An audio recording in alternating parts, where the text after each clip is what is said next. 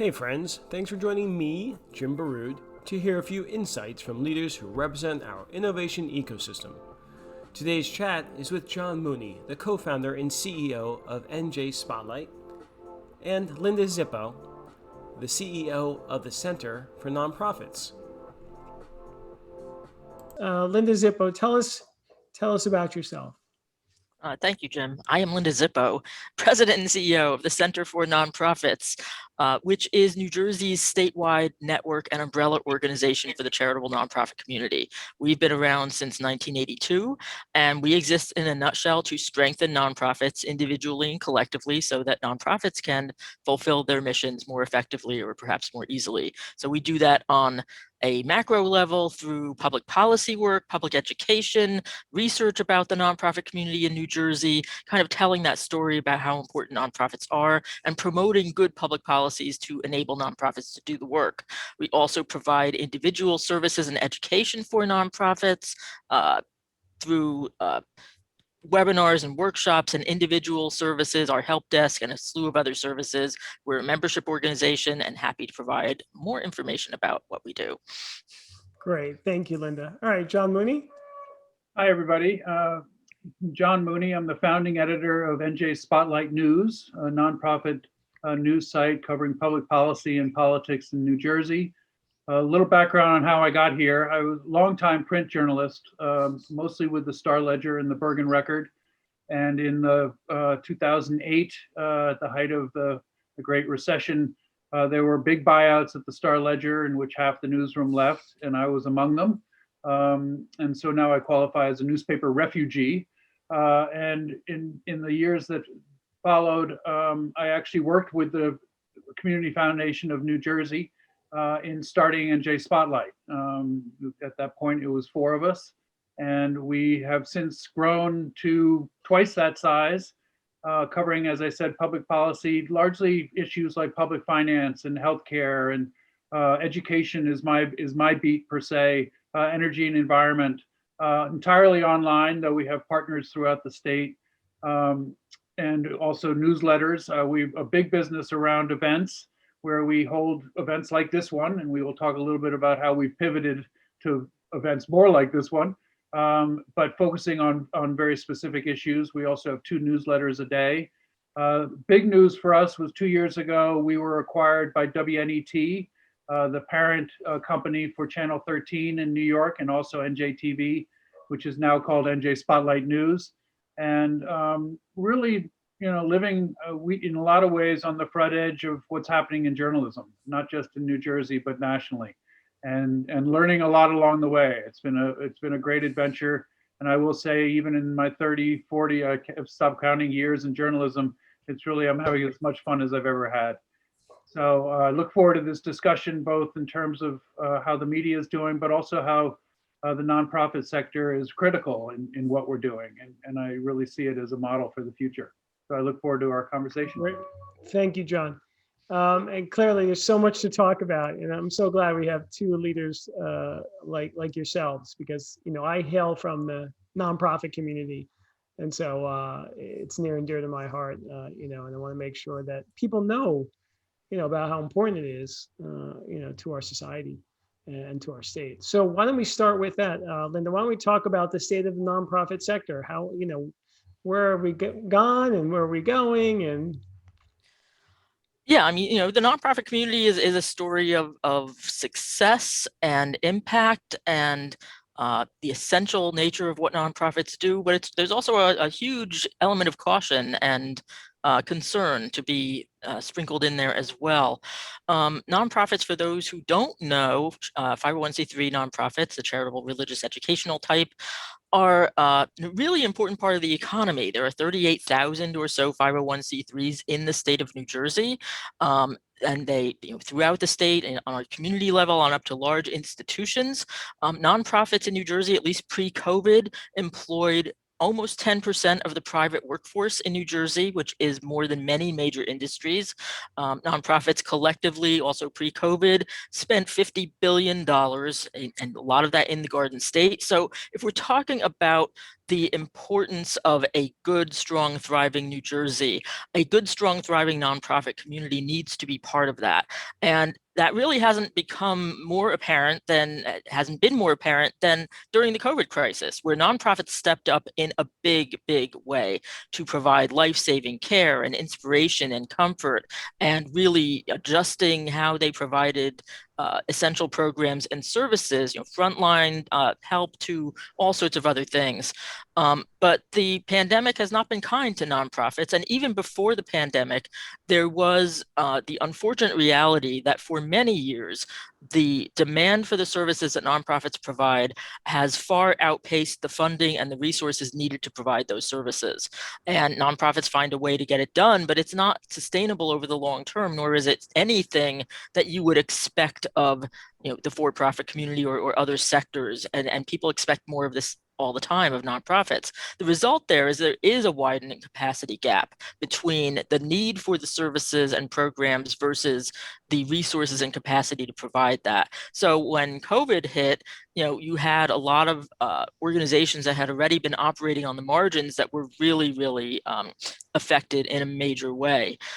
In terms of COVID, very quickly, we did multiple surveys last year, and we did our annual State of the Sector survey in February of this year. And basically, it's what people expected. Even though many organizations had to suspend their services, even temporarily because of COVID, demand for services outpaced funding. Almost half of our respondents said demand had gone up. Only a third said that their funding had gone up. A sizable percentage of nonprofits said that they had spent more money than they had taken in. And the government programs have been a lifeline. That was certainly borne out by our survey. And the demand is not going away. There is definitely the expectation that demand is going to continue to go up even more in 2021. And funding is still an issue. So that's a conversation that definitely needs to be had in terms of how do we provide and ensure that nonprofits have the resources and the infrastructure to continue to do the work. And the other thing I would just say is, of course, we can't talk about any of this unless we're also talking about the inequitable impact of the crisis on communities of color, nonprofits that serve and are led by communities of color, and there's a whole other aspect that needs to be discussed there as well. That's a great background, Linda. But could you give us one example of an organization that demand far outstripped? I mean, I'm thinking of the food bank, but you probably know better than I do what might be a stark example of the need and the lack of funding. Well, I mean, food banks are one example. The mental health community, I mean, the crisis has obviously taken a tremendous toll in terms of mental health and trauma and whatnot. And again, resources take a lot of different forms, but and then of course there are all the organizations that were providing all sorts of services, not necessarily related to frontline, but those needs don't go away. But meanwhile, you've got either public health restrictions or volunteers who can't serve anymore, or donors who can't give anymore because they've lost their jobs. So there's a whole element, there's a whole slew of factors that come into play. That's a really good point.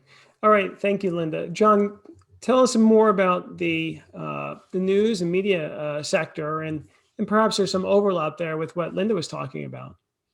Yeah, I mean, certainly media as a whole, it's no secret that it's a bit of a precarious situation.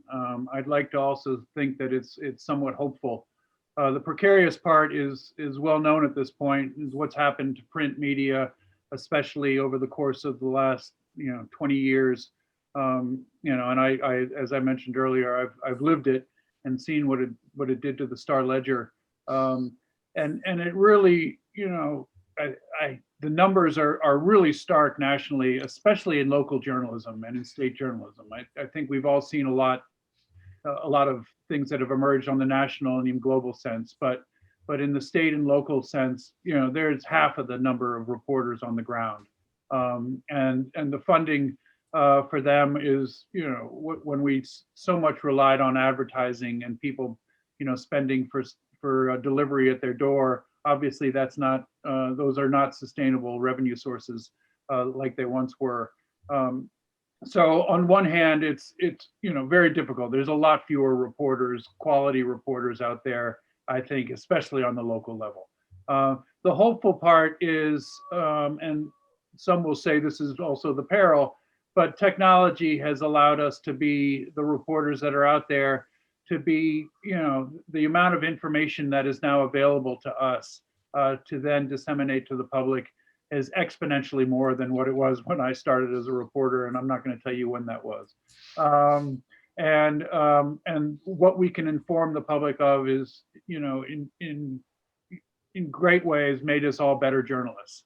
Now there is the trouble that, is finding the difficulty in what is real and what isn't real.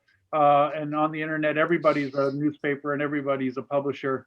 But that's where the role of a credible journalism outlet is, in that we filter that and curate it and find out what is true and what isn't. And I think that has made us more important than ever. We have certainly seen the role of journalism, both good and bad. In certainly we can talk about COVID and reporting the numbers and reporting, every step of the way in going through and recovering from the pandemic, but also, as Linda talked about, issues of social equity and criminal justice. And I think the reporting and what happened in the Capitol, I think reporting has been stellar along those lines in bringing those, the real issues to light. So that's, I'm a half full kind of guy. I'm going to hold up my glass of water. That I think that, going forward, there's a lot of great opportunity for it. And I think the public is seeing that. Now, one would argue that, you do some national polls and journalists don't fall very high in those numbers of favorability. But I think in terms of local journalists and state journalists, I think is where people are getting their information. And we're also seeing it in terms of donors. I mean, we no doubt are seeing more interest and more donations to our coffers than we ever have. The difficulty is the instability of the economy, and maybe they're not each giving as much as they used to. But there's certainly, once the pandemic started, I got comments from readers, much more than I used to in the past, thanking us for what we do and for the information we're providing. So, there's some good and there's some troubling things, but I have to think coming out of this that a lot of the good is going to come to the fore. And as I said, I'm hopeful. Good. Well, that's really good to hear. And I should say, I read you have a great daily email, maybe more than one, but I know the afternoon one I've been reading religiously for the past pandemic year because you guys have really recorded what's been going on and the rates, specifically the infection and the reproduction rates. And every day I look for that and either I smile or I cry. So thank you for that. I can, for the audience, I can attest to Jim's interest in our evening newsletter, because when we don't play the rates well or we're confusing, he lets us know. So we appreciate the reader feedback. We also, just for information, we have that one comes out at 7:00 and they're free. You can subscribe to it on the site. And we also have one at 7 a.m., which is a compendium of all of our articles itself. So, there's newsletters is another, whole new change in how journalism has worked and really pushing news into people's mailboxes as opposed to waiting for them to come to us. And that's been a big change. Yeah, we can get into that in a little bit, but let's talk about in general, what we've seen as far as success stories, how companies or organizations in your areas have pivoted or innovated during this pandemic, probably out of necessity. So Linda, can you talk to us about that? Sure. And countless examples, but I mean, probably the biggest change, again, by necessity, and there are some equity considerations here, is technology. Nonprofits that had to change to providing services virtually, or arts organizations, which have been absolutely decimated by the pandemic, had shifted in terms of at least some of them being able to provide some performances and whatnot virtually, or the frontline organizations that have done creative things with retrofitting their spaces, or providing, coming up with physical modifications so that they can continue to serve people who need it. Partnerships, nonprofits always partner very, very effectively with others, with other stakeholders in the nonprofit community, as well as in for-profits and government, but all sorts of creative partnerships going on between organizations that may or may not have been working together before. So a lot of those kinds of adjustments and creative ideas, and just, the dedication of nonprofits at play here to make sure that, to the greatest extent possible, people who are looking for help and assistance are able to get it. And that's really what we've seen. It's not been easy. I mean, there's been a lot of access issues and equity issues there with respect to technology, but it is a lot of these changes will also survive and adapt and evolve far after the pandemic is over too. Okay. Yeah, it's interesting. As Linda was speaking, I'm like, oh, those are my answers. Because it's very true in media as well. And certainly the technology has not so much changed our reporting, other than obviously we're not going to press conferences quite as much, and we're not getting out there. But the product, the articles and the like are generally the same as they were. But especially around what we were talking about, I was talking about earlier with events. I mean, we've done in our 10 years at Spotlight more than 100 roundtable events where we bring together, 50 or 60 people. Once in a while, we'd get 100, into a ballroom or wherever we could find a cheap rate, and we talk about charter schools or electric vehicles or the state of nonprofits, for that matter. I think we did a roundtable on that along the way. Obviously, we had to stop doing that last March, and we immediately pivoted to doing online events like this one. And on one hand, we were like, this is a nice stopgap, and hopefully this pandemic thing won't last very long. And it has really allowed us to explode in terms of the effectiveness of those events.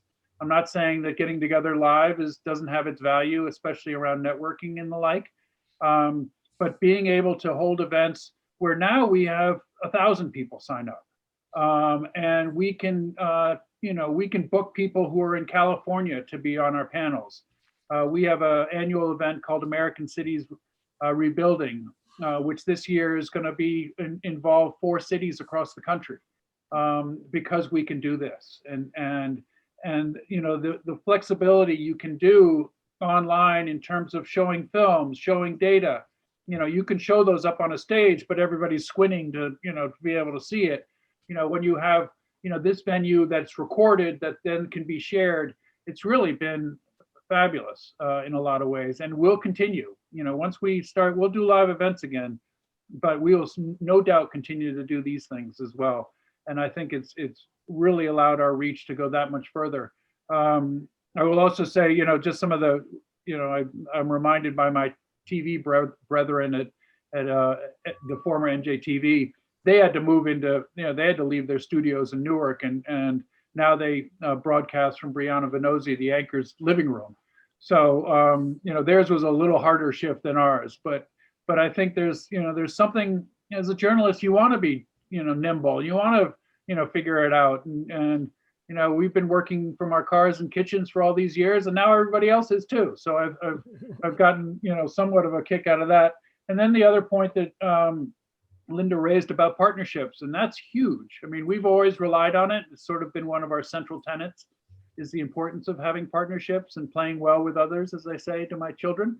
But it's been especially critical during COVID, where there's this amazing hunger for information, and each sort of grabbing each other's best work and best information, being able to put it up online. And we have partnerships now with quite a few hyperlocal sites where they use our information. We use them for reporting. We work with the consortium or the Center of Cooperative Media at Montclair State University, which every morning pushes our content out to all the hyperlocals. They are also now helping us have it translated into Spanish, Korean, and Chinese, so it reaches those communities as well. And I'm not, those are all wonderful partnerships that I'd like to keep going, obviously, and will keep going post-pandemic, but they've been so critical during it, and in a lot of ways. And that is one of the, the true beauties of nonprofits that Linda spoke about, where it's all about cooperation. It's all about working together. There's not a, there's not a bottom line that you're fighting over. I used to work at a very competitive, business model, in for-profit newspapers where you're fighting for every story and fighting for every ad. That is not what we do anymore. There's plenty of news to go around these days. And if we can all, help each other getting that covered as best as we can, I think it's to the benefit of the public. Yeah. What about the subscription newsletter model? I mean, that sort of has taken off during this pandemic, and I'm sure there's a lot to talk about on that, but can you just opine on how you view the Substack model and all these competitors that are rushing in? Yeah, I mean, it's become a primary venue. I call it, in our case, our second homepage, if not our first homepage. I mean, I've talked to people who, I told them we redesigned our homepage, and they go, "You have a homepage?" They're like, the only information I've ever seen is coming through your newsletter, and then that clicks to a story, and so they never even see the homepage. So it is, it is a very powerful tool, and you're seeing it with really every, and you're seeing it with, I was going to say with every national and major media, but you're also seeing it with hyperlocals. I get my my local newspaper does a newsletter I think it's every other day or every third day with local news, which leaves me, I still get the paper on Thursday, but I know a lot about what's going to be in it. Now Substack, and that model, I mean, in our case, we have a free newsletter. We're happy to push it. Again, a nonprofit, we don't really want to be charging. We don't think our mission is to, be exclusive in that way. If somebody signs up for it, they get it. Substack is a subscription model or a paid subscription model, and has proven very effective for a lot of newsletters. And so, those are things you have to weigh. I think we've sort of made the decision in with our public mission, and certainly now that we're part of public media, that we're not going to go that way. But it has worked for a lot of places. The New York Times now has 50 something newsletters.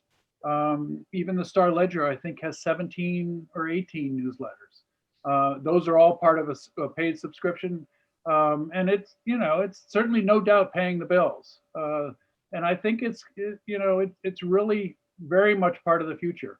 And we're banking on it. And we hope and pray to be adding newsletters in the near future that are focused on specific areas like education or climate change or the politics. We're about to go into a gubernatorial election, so we'll have a newsletter that sort of sums up the political news of the week and those kinds of things.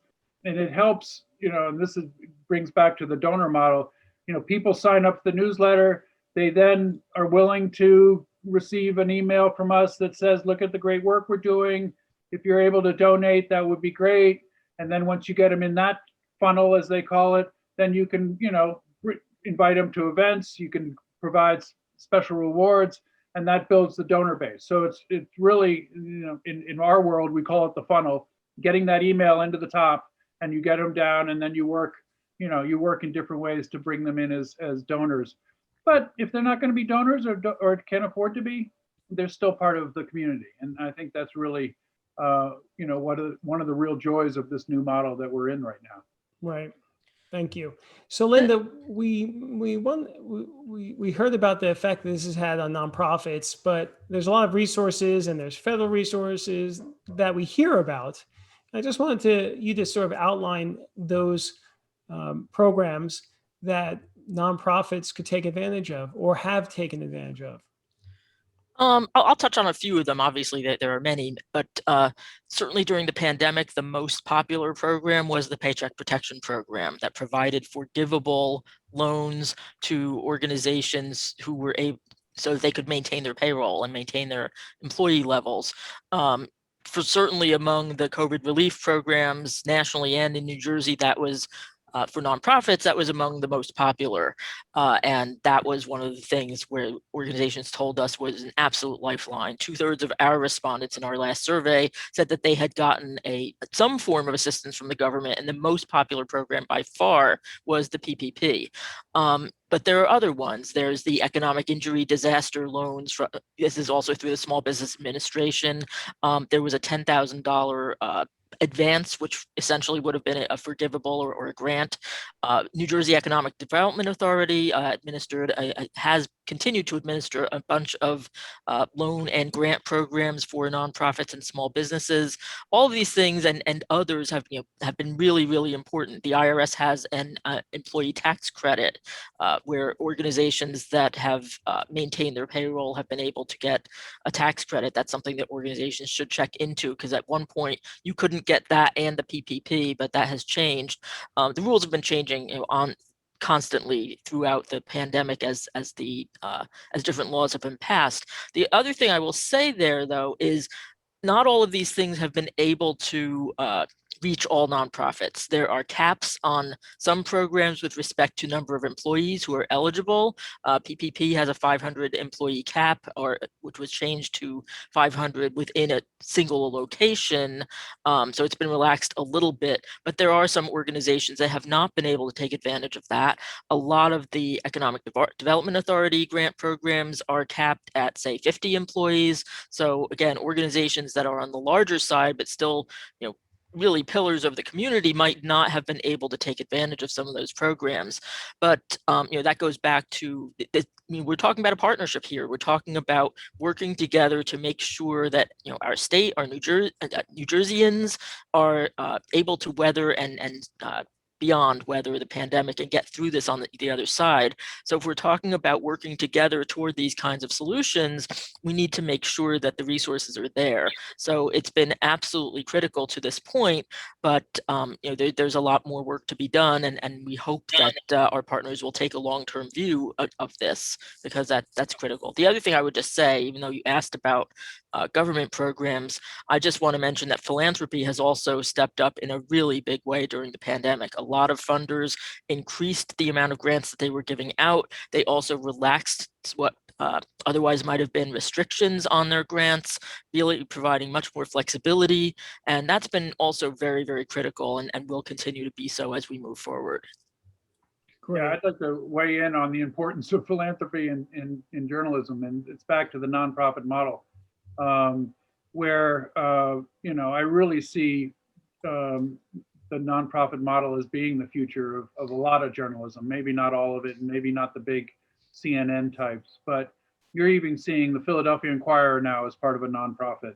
Salt Lake Tribune is part of a nonprofit, and it's largely because philanthropy has opened its eyes, I would say, to the importance of good information and good reliable news gathering, and half of our funding comes from larger grants, from a handful of both national and state funders, and shout out to Fund for New Jersey, and a bunch of Partners for Health and Healthcare Foundation of New Jersey. I get extra points for shouting out my funders, don't I? But these are all, they have made a huge difference in journalism. And that's why, folks who want to keep media alive are moving to the nonprofit model, because they see some grants that are out there and making it possible. And one thing which is really interesting and unique to New Jersey and has gotten some national press is a new program out of the state, led by and large Senate President Steve Sweeney, but there are a lot of players involved, which is providing state money to hyperlocal news sites to get them off the ground. It's called the Civic Information Act or something of that sort. And that's pretty radical for New Jersey in some ways, where they're providing grant funding to media organizations that arguably are going to be covering them. And it comes with its controversy. I'm not, I am certainly not going to be one, who's a purist and say that, there isn't a potential conflict along the way. There's a lot of things built into it that would prevent that. This is the first year. I think the applications, if they're not now open, are pretty close to it. In fact, they may have just closed, at least for this first year. But it'll be very interesting to see how, state-funded journalism, and not in its entirety, but at least in some degree, is going to, affect things. And again, I'm hopeful. I think good journalists are good journalists, and aren't going to be, really swayed by those kinds of things. But it's certainly uncharted waters for us. Got it. So we're almost about to get to questions, but before we do, I wanted to ask you this. You guys know so many great leaders, nonprofit leaders in all sectors, including the media sector, and you've seen them all go through a very challenging year. So is there just one thing you want to share about a tip for nonprofit leaders in general to get through this crisis? Linda, go ahead. I guess it's a fundamental: communicate. Stay in touch with your donors, be transparent with all of your constituencies, communicate with each other. We get through this by communicating the good and the bad and the needed together. Great, thank you. John? Yeah, I think it's critically important for all nonprofits, especially those with public missions, which is most of them, that information be getting out there. And I think working with your news outlets and appreciating the value of that communication of your ideas and your causes, I think is healthy for all of us. Great. So let's dive into some of the questions. If anyone has any other questions, please submit them. There was, obviously you mentioned, Linda, about the devastation caused nonprofits. Do you have any stats, either locally or globally, that you like to point to as far as the impact, so people could sort of get an understanding of how challenging it was? Sure. I mean, there's one national stat that Johns Hopkins has been keeping, and that is since over the past year, the nonprofit community lost close to 1 million jobs due to the COVID crisis. There has been a slight trend toward inching back up. So it's probably, last I heard, it was around a net loss of 926,000 jobs. 7% of the workforce in the nonprofit community lost, at least temporarily, due to COVID. In our surveys, as I said, I talked a little bit about the differential between organizations that lost money. I will tell you that, as I said, about half of our, or 45% of our respondents lost money due to COVID. The median reported loss in our microcosm sample was $100,000, but that money per organization, but that ranged from less than that, obviously, on into the millions. And if you extrapolate that across to the entire nonprofit community, that's a staggering impact, and something that we need to be mindful of.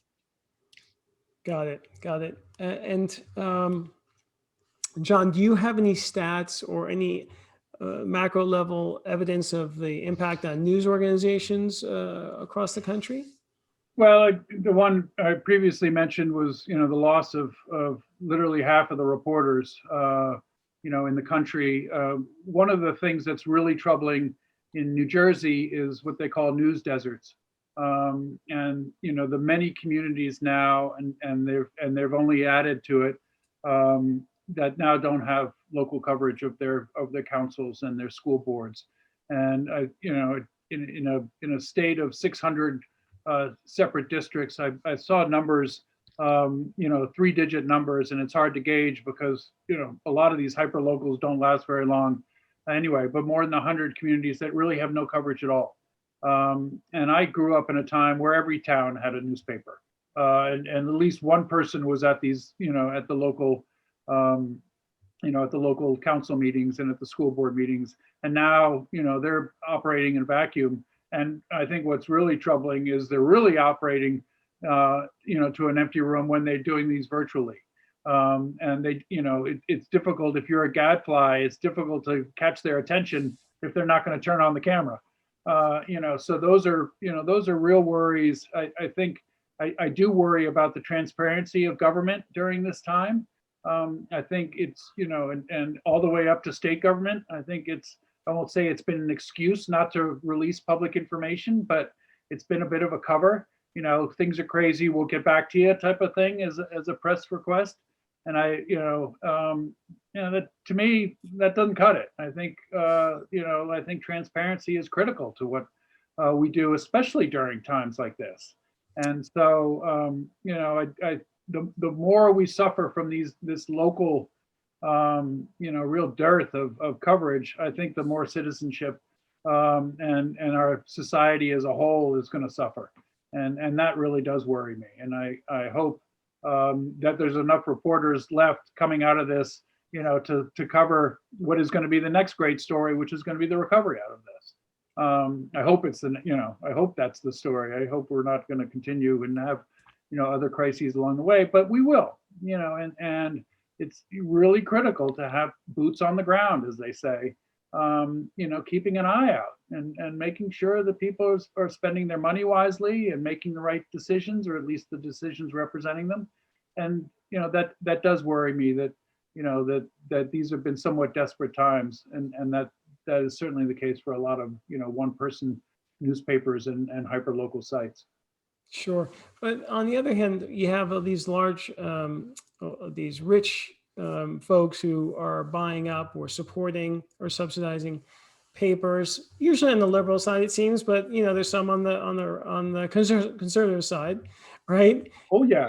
Is that a concern, in the near and longer term, as far as these white knights coming in and sort of subsidizing and supporting and saving these media organizations? On the other hand, the problematic part is where they lean one way or the other, and that we get this more segregated sort of conservative liberal biases. I don't know. I'm curious.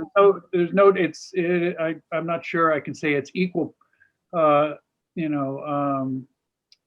Equal space where it's more left than right. There's certainly plenty of examples from both conservative, individuals or organizations buying up news sites, or actually creating news sites and basically disguising them or veiling them as objective news, where in fact they do come from certainly a point of view. And that is on both sides, and including in New Jersey. And I think that is certainly a concern. I'm also very concerned about, some of these big corporations coming in and seeing some potential money in these news outlets, and really being more about the bottom line than they are about good journalism. And we're seeing that. I'm not going to name names, New Jersey, but there's no doubt that there has been a decimation of some of the, some really vaunted, wonderful news organizations that aren't the same. But yes, I worry about it, and that's why I think that's the importance of having, credible news sources that have a track record, that you can rely on to tell you the multiple sides to a story. There's a lot more. I've certainly learned in my 30 plus years in journalism. There's a lot more than two sides to every story. Sure. It's a lot more complicated than that. And Linda, have you seen that as well at all, as far as wealthy donors coming in to save nonprofits? Is that all positive that they're coming to save the day, or is there some concern as well? Well, it's certainly yeah, I mean, it can be a mixed bag for sure, and it also comes down to where are those donations going, who's getting those donations, who is not, what kind of, who's getting left out, again, back to some equity considerations there. But also, yeah, there have been some concerns about, board spots being overly occupied by certain constituents, and because the money might lead to an outside say in governance or in program practice or whatnot. So as with anything, ethics comes into play, transparency comes into play. Certainly donations matter quite a bit. So we're not going to discourage donations, but you have to be, that's why, for an organization on the governance side, having a good gift acceptance policy, being really conscious and intentional and mindful about what a gift really means, so that kind of having a conflict of interest policy. Some of this stuff is very basic, and some of it, though, you have these things for a reason. And so, could that be a potential concern? Sure, but if you're functioning well and you have a good board and good policies and practices behind you, it helps you to head off those kinds of situations or address them when they arise.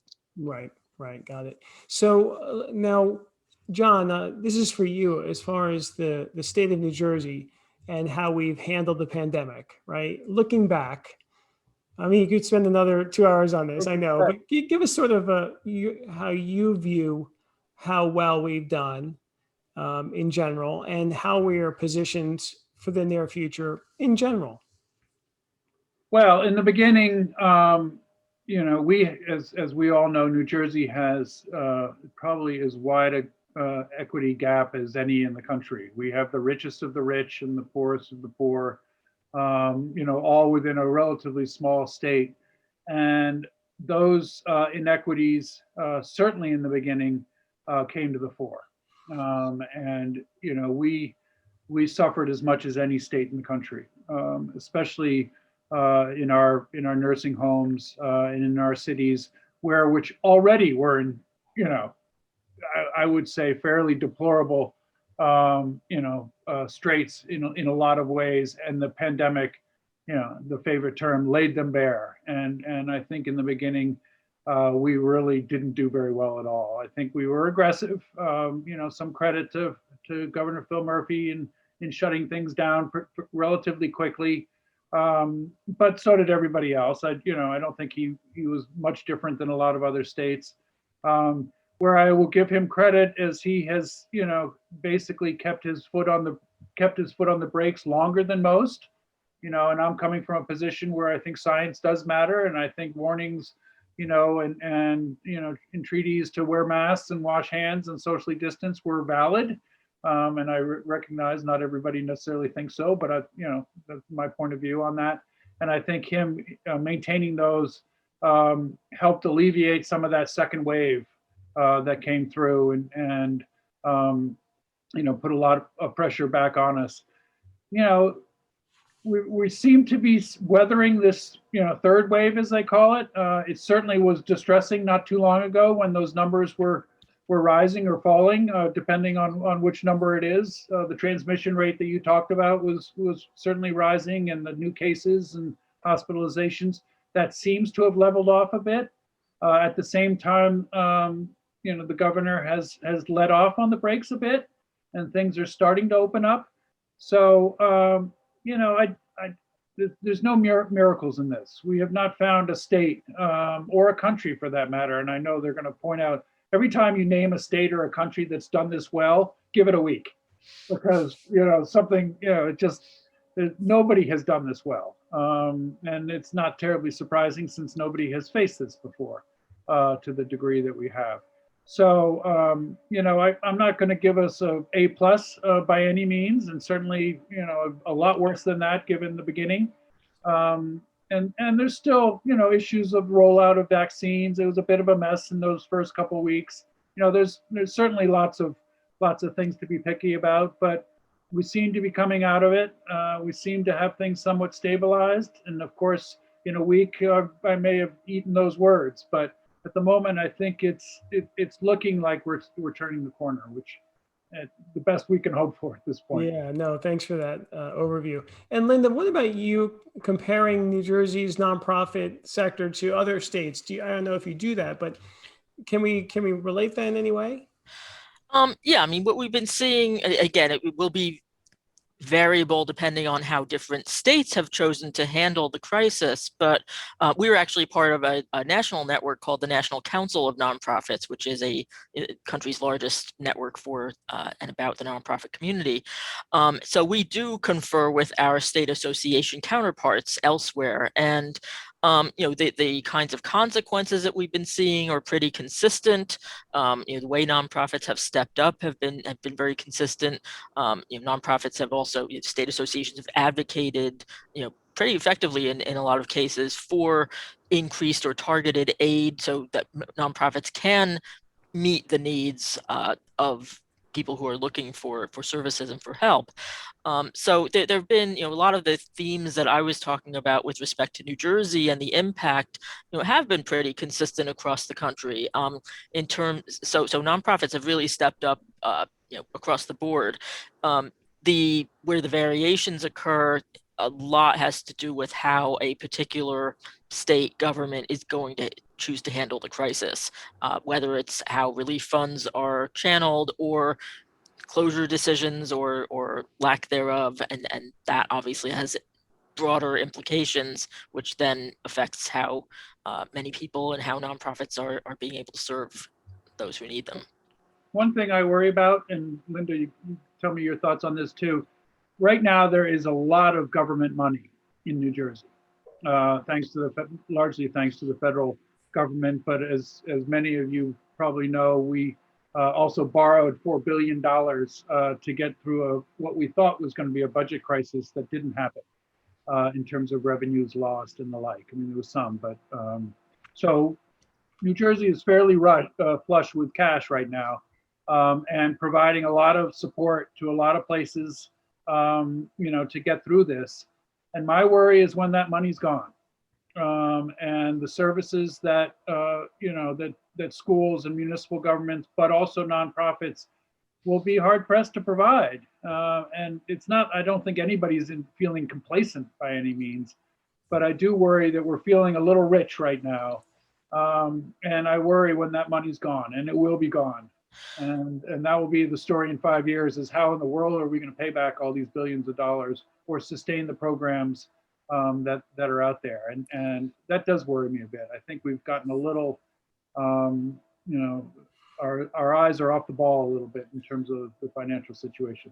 And then I would agree. And just to piggyback on that, it's just, and this is not new to the pandemic by any stretch, but that temptation to think short term and to address only short term needs without necessarily looking at the long view. And I worry, if I'm looking at a nonprofit lens, I'm looking at that too, in terms of, I talked at the beginning of the hour about this chronic underfunding of infrastructure needs. And I was referring to nonprofit infrastructure, but you can, apply that to all sorts of situations. And that has to do with, if you want to look at the tax structure, you want to look at all sorts of different things.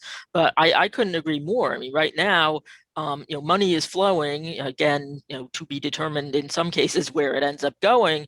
But what happens after that? What happens if we are only going to be thinking short term? And whether you're talking about debt or you're talking about long-term systemic problems that have been unaddressed for way too long and are going to continue to be with us for a really, really long time.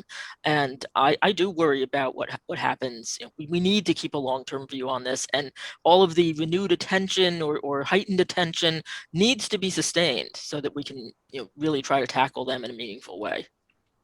Yeah, no, that's thank you for both those comments. I'm interested, we're almost ready to close out here, but, we hear about all this money and all the potential for growth, right? We're set for the roaring 20s. And that all sounds good. And I'm curious to see how well positioned the state is. I think in many ways we benefited from a lot of people from the exodus from the city, right? I hope we can leverage sort of the good times. And I'd be curious real quickly to get both of your perspectives on that. Are you optimistic? Are you cautiously optimistic? How do you see the potential growth phase that we're about to undertake nationwide? Yeah, I mean, my worry is, and we've said this all along during the pandemic, was let's not go back to our old ways. Let's learn from this. Let's on all different levels. I cover schools, and obviously schools have been upended through this. And let's be better at educating students online and elsewhere and meeting social and emotional health needs and the like. And I worry that all this money is going to allow us to go back to what we were doing before. And New Jersey, maybe it's just its reputation, but it doesn't have the greatest reputation in terms of, government corruption and the like. And I think this isn't going to be a huge amount of money that I think will be in peril, but we've got some issues. Jersey's had some issues over the years. I'm not naming names again. So that does it does worry me. I was sorry in some ways that we ended up borrowing all that money and then not given that the budget crisis didn't happen, not starting to repay it. I mean, that's, as a homeowner, I would, if I had a big debt and I didn't need it anymore, I'd repay it. But no, we're full steam ahead, and it just doesn't, it may not end well. So I fall in the less hopeful on that sense. Got it. Thank you. Linda, did you have add anything real quick?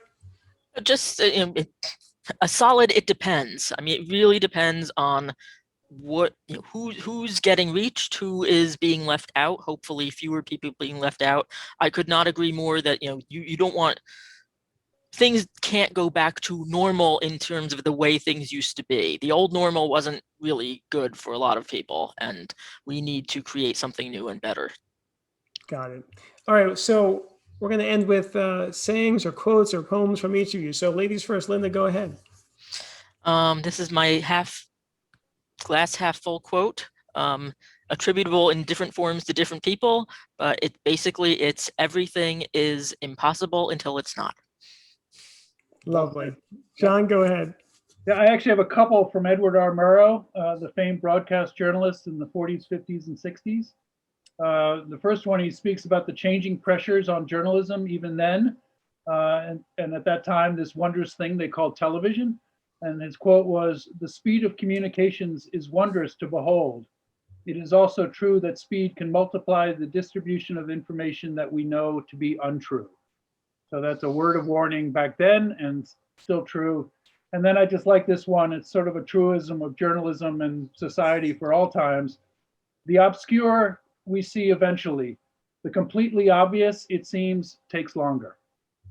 So, something to think about.